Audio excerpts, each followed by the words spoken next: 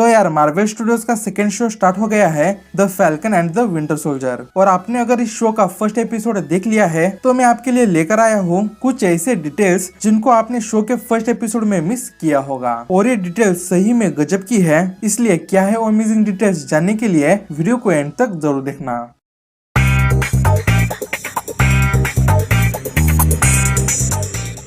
Show की शुरुआत होती है जहां पर सैम को अपने कपड़े प्रेस करते हुए दिखाया जाता है। तो यहाँ पर सैम को खुद के कपड़े प्रेस करते हुए दिखाना एक नॉड है सैम की फाइनेंशियल कंडीशन का, क्योंकि जाहिर सी बात है कि सभी हीरोज टोनी स्टार्क और ब्लैक पैंथर जैसे अमीर थोड़ी ना होते हैं जिनके कपड़े रोबोट्स और पता नहीं कौन कौन प्रेस करके देते होंगे। और एपिसोड में आगे दिखाया भी गया है कि उनका फैमिली बिजनेस भी स्ट्रगल करा होता है और ऊपर से बेचारे को लोन तक नहीं मिलता। एक फाइनेंशियली नॉर्मल इंसान को अपने काम खुद को ही करने पड़ते हैं, इसलिए शो के स्टार्टिंग में ही ये सीन दिखाना सैम के कैरेक्टर के लिए बहुत ही बढ़िया था। फिर आगे वहाँ कैप्टन की शील्ड को दिखाया जाता है जिसे सैम उसी बैग में वापस रख रहा होता है जिसमें से कैप्टन ने वो शील्ड लाई थी एंड गेम मूवी में। और सैम वैसा इसलिए करता है क्योंकि वो कैप्टन की हर एक चीज को वैसे ही रखना चाहता है जैसे कैप्टन छोड़कर गए हैं। यहाँ पर सैम को एंड गेम में हुई उसके और स्टीव के बीच की बात को याद करते हुए दिखाया जाता है, जहाँ पर स्टीव ने सैम को शील्ड देने के बाद पूछा था कि कैसी लग रही है, जिस पर सैम ने कहा था कि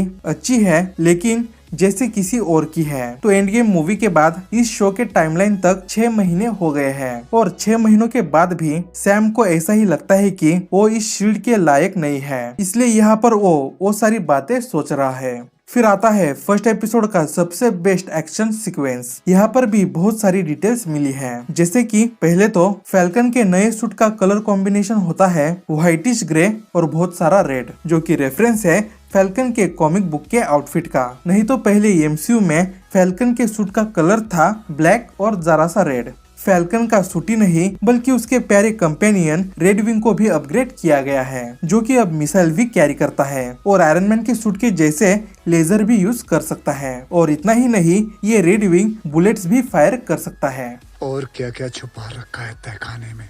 इस रेडविंग में भी किसी तरह का एआई इंस्टॉल किया गया है, इसीलिए यहाँ पर फैल्कन रेडविंग को सिर्फ कमांड देता है कि इनसे पीछा छुड़ाओ और फिर रेडविंग अपने आप ही ऑपरेट होने लगता है। इसमें एआई हो भी क्यों ना, क्योंकि ये टोनी स्टार्क की टेक्नोलॉजी जो है। और रेडविंग का एक लास्ट फैक्ट जिनको पता नहीं उनके लिए, कॉमिक्स में ये रेडविंग एक असली फैल्कन बर्ड होता है जो कि सैम का पार्टनर होता है और उस फैल्कन बर्ड का सैम से टेलीपैथिक लिंक भी होता है, क्योंकि रेड स्कल ने उस बर्ड को कॉस्मिक क्यूब से मैनिपुलेट कर दिया था, जिसकी वजह से उस फैल्कन को सैम सिर्फ सोचकर ही कमांड दे पाता था। जैसे कि हम सभी को पता है कि सैम विल्सन कैप्टन अमेरिका का बेस्ट फ्रेंड था, इसलिए जैसे कैप्टन अपनी शील्ड को इनकमिंग हमलों से बचने के लिए यूज करते थे, वैसे ही यहाँ पर फैल्कन को भी अपने विंग्स को एज अ शील्ड की तरह यूज करते हुए दिखाया गया है। जैसे कि मैंने कहा कि सैम और स्टीव अच्छे दोस्त थे, इसलिए इस शो के फाइट सीक्वेंस में कैप्टन अमेरिका और फैल्कन में बहुत सी सिमिलरिटीज दिखाई गई है। जैसे कि captain America the winter soldier movie के स्टार्ट में जब कैप्टन मिशन के लिए जाते हैं तब वो प्लेन से जंप लगाते हैं, और इस शो में फैल्कन को भी प्लेन से ही जंप करते हुए दिखाया गया है मिशन पर जाने के लिए। एपिसोड के इस फाइट सीन में और एक सिमिलरिटी है कैप्टन अमेरिका से। ये जॉर्ज बैट्रॉक नाम का बंदा जिससे captain the winter soldier movie के स्टार्टिंग के मिशन पर ही लड़े थे, और इस शो के भी स्टार्टिंग के मिशन में ही फैल्कन को भी उसी बैट्रॉक से सामना करते हुए दिखाया गया है। उस मूवी में भी और इस शो में भी इस बैट्रॉक की हाईजैकिंग की ही ड्यूटी थी, लेकिन ये साला यहाँ पर भी बच गया। इस सीन में फैल्कन जिन विंग सूट पहने बंदों का सामना कर रहा था उनके इस सूट का कलर ग्रीन था जिस पर येलो पट्टियां भी थी, तो इनका एक कलर कॉम्बिनेशन सिमिलर है कॉमिक्स के हाइड्रा के गुंडों के यूनिफॉर्म से। इस सीन में फैल्कन अपने एनिमी पर जो मूव यूज करता है वो मूव काफी सिमिलर है ब्लैक विडो के इस मूव से। शायद उसने ब्लैक विडो को देखकर ही वो मूव सीखा होगा। फैल्कन जब हवा में एक्शन बाजी कर रहा होता है तब ग्राउंड पर से ये लेफ्टिनेंट टोरेस फैल्कन को गाइड कर रहा था। इसे फिर सैम के साथ भी दिखाया जाता है। तो आखिर ये है कौन? कॉमिक्स में इस कैरेक्टर का नाम वॉकिन टोरेस है, और कॉमिक्स में सैम के कैप्टन अमेरिका बनने के बाद इस कैरेक्टर ने फैल्कन का मेंटल लिया था। तो मे भी इस सीरीज में भी आगे जाके वैसा ही कुछ दिखाया जा सकता है अगर सैम ही नेक्स्ट कैप्टन अमेरिका बना तो। जैसा कि मैंने वीडियो के स्टार्ट में ही कहा था, सैम कैप्टन की हर एक चीज को वैसे ही रखना चाहता है जैसे कैप्टन छोड़कर गए हैं, इसलिए वो शील्ड को म्यूजियम में डोनेट कर देता है। शील्ड को वैसे ही रखने के लिए जैसे कैप्टन की पुरानी चीजें रखी है उस म्यूजियम में, लेकिन गवर्नमेंट ने कोई अलग ही चाल चली। और जो नया कैप्टन अमेरिका आया है ना, उसके बारे में मैं एक ही बात कहूंगा, चिंदी चोर लगता है साला कमीना। यहाँ पर सैम जब शील्ड को गिव अवे करता है तब कैप्टन अमेरिका का पोस्टर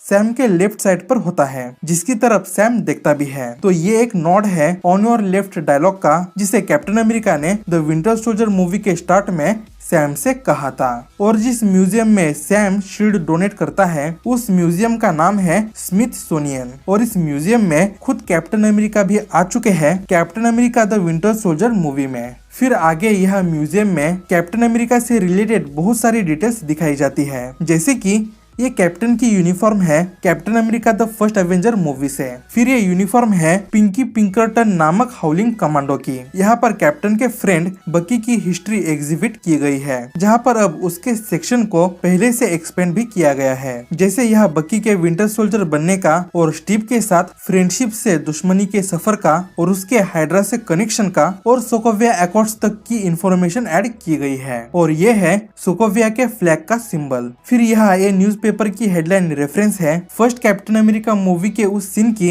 जिसमें हाउलिंग कमांडोज ने हाइड्रा की फैक्ट्रीज डिस्ट्रॉय कर दी थी, और यहीं पर वो सारे वेपन्स हैं जिनको हाउलिंग कमांडोज ने यूज किए थे। और फिर यह है कैप्टन की बाइक और उनकी पहली शील्ड जो कि उन्होंने यूज की थी पहली मूवी में। फिर आगे इस सेक्शन में एबोनिमो के स्पेसशिप को दिखाया गया है और यही लिखा है आउट ऑफ हाइडिंग, मतलब कि इन्फिनिटी वॉर के उस इवेंट के बारे में बताया गया है जब कैप्टन फिर से पब्लिक की नजर में आए थे लंबे समय तक अंडरग्राउंड रहने के बाद। फिर यहाँ पर उन सभी लोगों के नाम है जो थैनोस के स्नैप के शिकार हुए थे। यहाँ द ब्लिप को भी मेंशन किया गया है, वो मोमेंट जब हल्क के स्नैप के बाद दुनिया के 50% लोग वापस आए थे। फिर इस सेक्शन में यहाँ इस न्यूज़पेपर पर उस टाइम का रेफरेंस है जब कैप्टन अपने पहले मिशन पर से हाइड्रा के बेस से कैदियों को छुड़ाकर लाए थे। फिर यह स्टीव के सर्विस कार्ड का फोटो है जिस पर 4F का स्टैंप है। यहाँ पर स्टीव की वो फोटो है जो फोटो पेगी ने अपने डेस्क पर रखी थी, और ये सीन तो याद ही होगा फर्स्ट कैप्टन अमेरिका मूवी से। और यहाँ पर कैप्टन की वर्ल्ड वॉर 2 की यूनिफॉर्म वापस उसकी जगह पर रख दी गई है जिसको कैप्टन यहाँ से ले गए थे द विंटर सोल्जर मूवी में, और जिसकी वजह से बेचारे स्टैनली को लगा था कि अब तो उसकी नौकरी गई। इस सीन में बकी को जमीन पर सोते हुए दिखाया जाता है, और यहाँ पर बकी को जमीन पर सोते हुए दिखाना रेफरेंस है स्टीव और सैम के बीच के उस कन्वर्सेशन का जो कि हुआ था captain America the winter soldier movie में, कि कैसे उनके लिए कितना मुश्किल है सिविलियन लाइफ में एडजस्ट होना, स्पेशली तो बिस्तर पर, क्योंकि सैम और स्टीव मिलिट्री वाले हैं, इसलिए उन्हें बेड और कुशन पर सोने से ऐसा लगता है कि वो लोग उसमें डूब जाएंगे। तो यहाँ पर बकी को भी वैसी ही प्रॉब्लम हो रही है। बकी अब अपने पापों का प्रायश्चित करने की कोशिश कर रहा होता है इस योरी नाम के बूढ़े अंकल से फ्रेंडशिप करके, क्योंकि उसने इनके बेटे को मारा था तब जब उसका उसके माइंड पर कंट्रोल नहीं था। इन योरी अंकल को शो में इंट्रोड्यूस किया जाता है इस गली के सीन में जहाँ पर बकी उनकी हेल्प कर रहा होता है, जो कि एक रेफरेंस है फर्स्ट कैप्टन अमेरिका के मूवी के उस सीन का जिसमें बकी ने स्टीव की हेल्प की थी एक गली में। फिर सैम के घर का सीन जब दिखाया जाता है तब यहाँ पर जेट की ड्राइंग लटकाई हुई होती है जो कि रेफरेंस है सैम विल्सन के कैरेक्टर का, क्योंकि वो बचपन से ही एयरफोर्स में जाना चाहता था, और यहीं पर उसके घर में यह इस ग्लोब में फैल्कन होता है, और ये रेफरेंस है सैम के फैल्कन होने का। और ये इसका भी एक रेफरेंस है कि कॉमिक्स में उसका पार्टनर एक फैल्कन बर्ड था। एपिसोड के एंड में जब सैम टीवी पर न्यूज देखता है, वो न्यूज WHIH वर्ल्ड न्यूज वाले ब्रॉडकास्ट कर रहे थे। WHIH वर्ल्ड न्यूज एक न्यूज नेटवर्क है जिसे मार्वल सिनेमैटिक यूनिवर्स में कई बार दिखाया भी गया है, जैसे कि वांडा विजन के इस सीन में जब वांडा स्वॉर्ड के फैसिलिटी में गई थी तब, और आयरन मैन 2 मूवी में भी। और अब नजर डालते हैं इस शो के फर्स्ट एपिसोड के क्रेडिट्स के कुछ डिटेल्स पर। यहाँ पर कैप्टन की शील्ड को शो किया गया है एक बॉम्ब के साथ, जो कि मे बी ये इंडिकेट कर रहा है कि इस शो के अपकमिंग एपिसोड्स में कैप्टन अमेरिका की शील्ड या फिर कैप्टन अमेरिका के टाइटल का गलत इस्तेमाल किया जाएगा। फिर यहाँ फोर्सेस फ्रॉम नेबरिंग मद्रीपुर लिखा है, तो यहाँ पर मद्रीपुर का रेफरेंस दिया गया है जो कि एक सिटी है एक्समैन के कॉमिक्स से, और इस जगह की छोटी सी झलक हमें इस शो के ट्रेलर में भी दिखाई गई थी, यानी कि इस सिटी का कनेक्शन एक्समैन और म्यूटेंट से है। फिर यहाँ पर दिसंबर 16, 1991 लिखा है, तो इस तारीख को विंटर सोल्जर ने हमारे टोनी स्टार्क स्टार्क के पेरेंट्स को मारा था। फिर यहाँ एक कोट लिखा होता है, तो ये कोट उस सपोर्ट ग्रुप के पोस्टर पर था